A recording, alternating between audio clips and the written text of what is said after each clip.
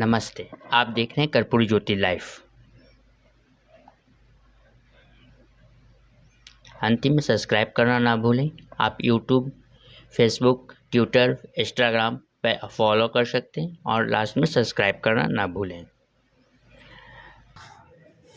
और इतना ही नहीं, इस सामंतवादी युग में उनके पास ऐसी वैज्ञानिक सोच और तकनीकी थी जिसको उन्होंने नाटक के माध्यम से हमारे समाज के बीच में पर चर्चा करना।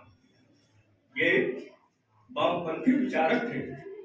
इनका सोच नवीनतम था।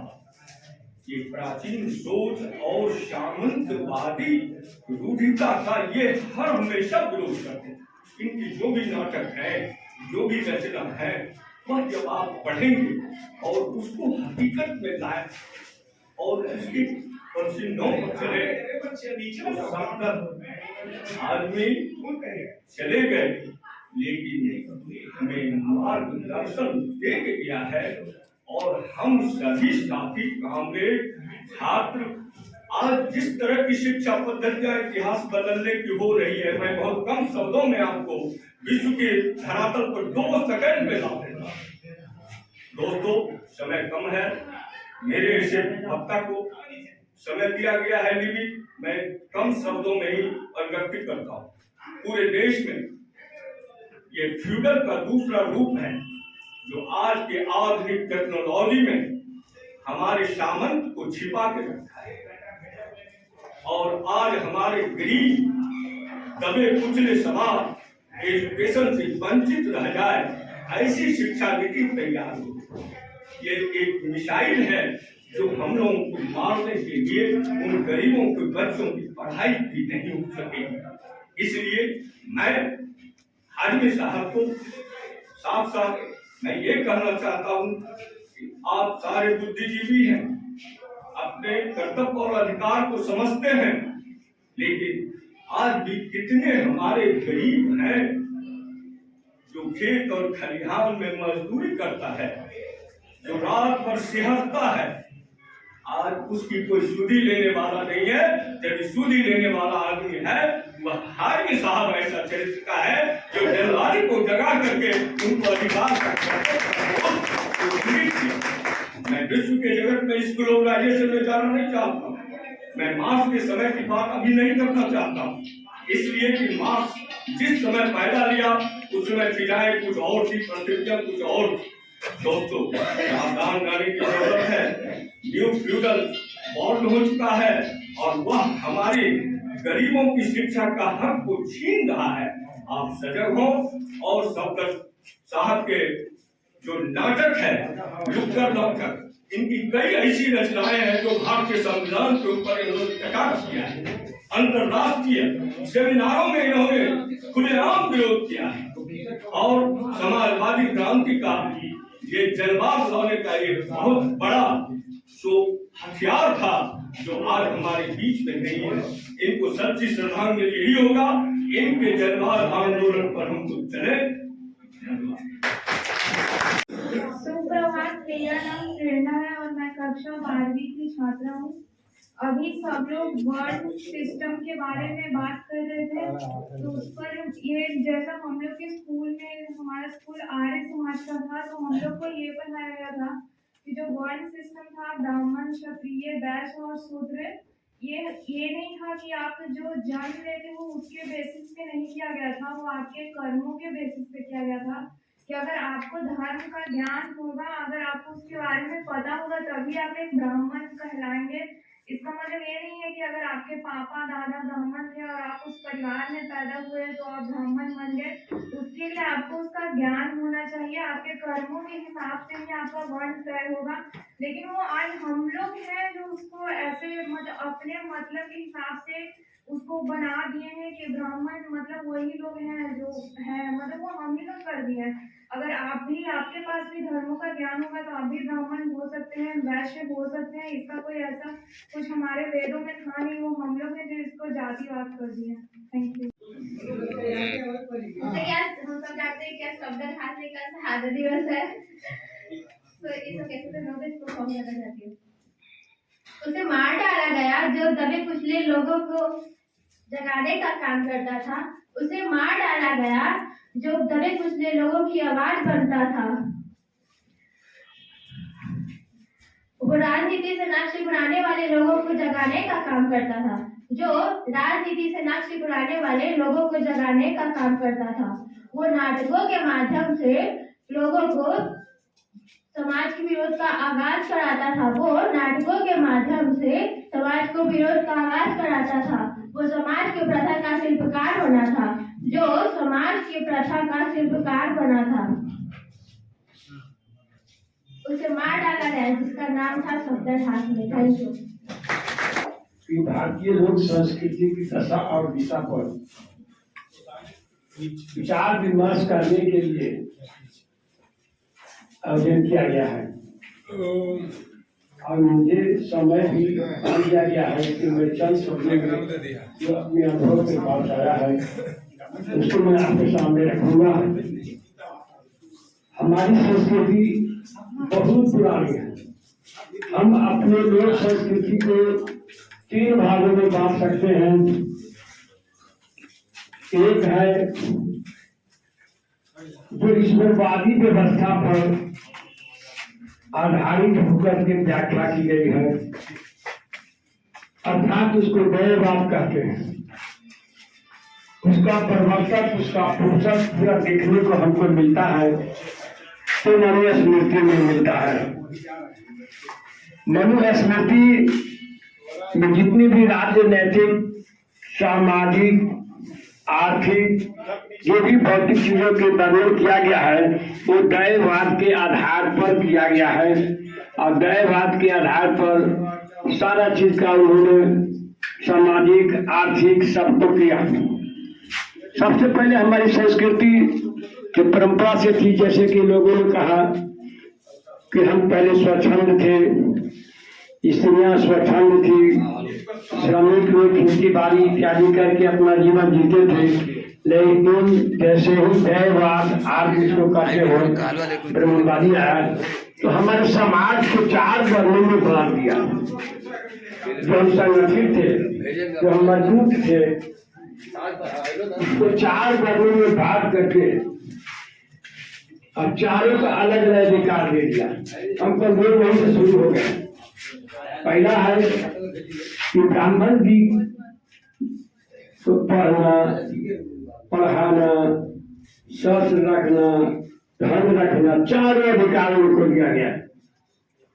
उसके बाद क्षत्रिय आए। क्षत्रिय को पढ़ने का अधिकार मिला लेकिन पढ़ाने का अधिकार नहीं मिला। शस्त्र मिला, धर्म मिला। वैश्य को जब पढ़ाने का अधिकार मिला, अर्थात संभव थोड़ा बहुत पढ़ लिया तो पढ़ लिया, लेकिन क्या उसको बदल कर दिया गया। अशूद्र को न पढ़ने का अधिकार दिया गया, न पढ़ाने का अधिकार दिया गया, न शस्त्र रखने का अधिकार दिया गया। कोई सारा निःशुल्क कर दिया। परिणाम यह हुआ कि शूद्र सबसे ज्यादा कमजोर हो गया। हमारा संस्कृति का कुठाघात करने का, सबसे दमन करने का बात वही होता है। अशूद्र में भी महिला जो थी, आधी आबादी जो थी, उसको भी शूद्र में ही ला के रखी। तो जो शूद्र का जो नियम था मनुस्मृति के अनुसार, वह नियम महिला पर हो गई। जैसे कि आज के वर्तमान परिवेश में वक्ताओं ने कहा उसको घर के अंदर चाहा दीवारी के अंदर बंद कर दिया गया, तो बंद हो गया। तो माना जाए कि 100% हम पूरे समाज है और 100 में 50% महिला बंद हो गई, तो बाकी बचा कितना? 50। अब 50 में पुरुष है, शूद्र संख्या जाते उसको है, वो भी हो गया। यानी मुश्किल से 20% से कम 17% के बीच में ही आपको मनुस्मृति के संचालन में लगे और अपने मनमाने ढंग से पूंजीवादी व्यवस्था के तहत, राजनीतिक व्यवस्था के तहत, जैसे कि खुद वक्ताओं ने कहा कि अपने ढंग से अपना संस्कृति कायम किया, थोपने का काम किया और इतना कमजोर हो गया कि शिक्षा हमारा कमजोर हो गया। हम पढ़ने से लाचार हो गए, हम समझने पढ़ने की बात नहीं कर। अब चलिए इसके पास सुधारवादी भी हुए हैं। जैसे ही बुद्ध ने आए तो बुद्ध का फिलॉसफी जो है, बुद्ध का दर्शन जो है अनिश्वरवाद है, देवतावाद नहीं है। उसने समाधि क्रांति किया। तो सबसे पहले 4 वर्ण का विरोध किया। 4 वर्णों को विरोध के परिणाम हुआ। उसने सभी वर्णों को अपने ज्ञान के लिए, शिष्य बनाने के लिए मंडली में सबको समाहित किया। और जो उनके राजा महाराजा थे उन पर भी उनका असर पड़ा। उनके राज्य में भी शूद्र को भी जगह मिली। और वैद्य, चिकित्सक, शिक्षा, ज्योतिष, अध्यात्म, वैज्ञानिक ढंग से बहुत काल में हमारा विकास हुआ। बहुत से ग्रंथों को देखने में पता लगता है कि वह काल जो था बहुत विकास की ओर था। बौद्ध के बाद कैसी शंकराचार्य आए तो उनके बारे में तो वक्ताओं ने बहुत सी बात कह चुके हैं, मैं ज्यादा नहीं कहूँगा। उसके बाद दशा आता है आधुनिक भारत में, तो मास का भी बहुत बड़ा योगदान है। जो श्रमिक वर्ग को सामाजिक न्याय, सामाजिक सुरक्षा पर उन्होंने बहुत बड़ा जोर दिया। सामाजिक न्याय में उन्होंने श्रमिकों पर पूरा जोर दिए। सामाजिक न्याय के अंतर्गत श्रमिक जो है, मजदूर जो है, किसान जो है, एक समाज का बहुत बड़ा अंग है। उसको सुरक्षा के दृष्टिकोण से उन्होंने बहुत उच्च कोटि का दर्शन दिया। और उसी दर्शन का प्रतिफल हुआ क्या, फैक्ट्री में, कारखाना में जो काम करते हैं कारीगर, मजदूर, उसको सामाजिक सुरक्षा, महिलाओं की भी सुरक्षा, प्रसूता का सुरक्षा, तमाम समाज कल्याणकारी काम संविधान में भी निहित किया गया। संविधान में आज भारत का पढ़ी है तो उसमें सामाजिक सुरक्षा, आर्थिक सुरक्षा, शिक्षा सुरक्षा सब पर उन्होंने व्याख्या की है। लेकिन मूल तत्व जो आया है, मार्क्स का जो फिलॉसफी है, पूरे दुनिया को हिला दिया। परंपरागत जो हजारों वर्ष से दैववाद, राजाओं का जो प्रभुत्व था, सामंतवादियों का प्रभुत्व था, सबको उखाड़ फेंका हुए। अब बाध्य कर दिया सारी दुनिया को विचार करने के लिए कि एक नई तरीका से विचार करने की आवश्यकता है। वैज्ञानिक दृष्टिकोण से हम लोग अगर विचार नहीं करेंगे तो हमारा संस्कृति ध्वस्त हो जाएगा, हमारा रहन सहन ध्वस्त हो जाएगा, मानव समाज दिशाहीन हो जाएगा, मानवता नाम का कुछ नहीं रहेगा। ऐसे स्थिति में उन्होंने जो वक्तव्य दिया, हमारा कर्तव्य है कि हम विचार पर भी अमल करें, वैज्ञानिक ढंग से अपना विचार करें। और बहुत खुशी की बात है उन्हीं के छत्र छाया में डॉक्टर हाशमी जी का जो जयंती मनाया गया है। इनके जो विचार के बारे में हमने सुना, उन वक्ताओं के बारे में, तो हमको लगा कि इनका विचारधारा सामाजिक सुरक्षा, सामाजिक आर्थिक सुरक्षा, गरीब लोगों को अधिकार दिलाने की बात, तमाम जितनी भी बात है उसको लेकर के इन्होंने नाटक का आयोजन किया। नाटक के माध्यम से लोगों को समझाए और क्रांतिकारी हुए।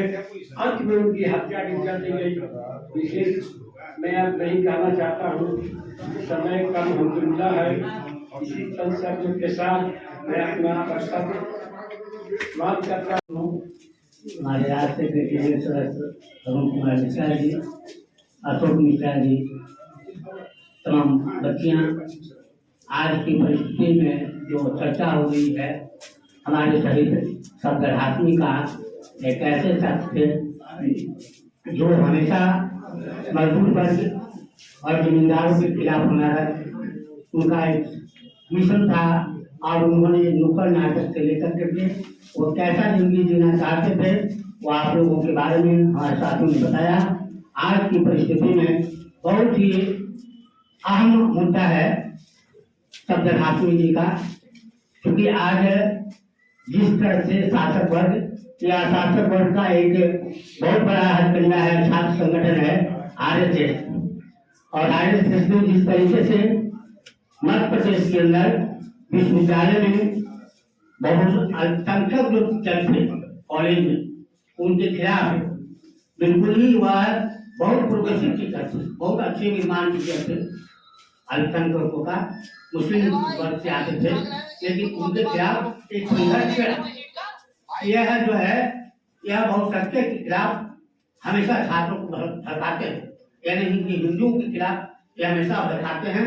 इनके ऊपर बहुत सारे एलिगेशन लगाए यह विद्यार्थी परिषद ने, और वहाँ की सरकार ने एक जांच कमेटी बनाई और खुद गृह मंत्री ने भी उसमें शिरकत किया, लेकिन इसके बावजूद भी वह आरएसएस के लोग नहीं माने। और हमारे जो प्रोफेसर जो प्रोग्रेसिव थे, जो हमेशा मजदूरों के खिलाफ या बच्चों के गरीब बच्चों के खिलाफ पढ़ाई में रुचि रखते थे, उनके प्रति हमेशा वह संतुष्टि से वह प्रोफेसर तमाम लोगों को वह सहानुभूतिपूर्वक शिक्षा ग्रहण दिया करते थे। लेकिन उनके खिलाफ इस ढंग से साजिश की गई कि वह अंततः आकर के उन्होंने इस्तीफा दे दिया, वह कॉलेज टीचर थे। और इतनी बड़ी बेरहमी के साथ उतना भी नहीं हुआ तो उन पर FIR दर्ज की कई धाराएं लगा करके उनको आज वारंट इशू हो गया है। वारंट कब इशू हुआ है, उनको गिरफ्तारी भी होने का नौबत आ गया है। आज ऐसी परिस्थिति हो गई है मध्य प्रदेश के अंदर, और खुद वहाँ RSS की हुकूमत है, यानी कि BJP का हुकूमत है।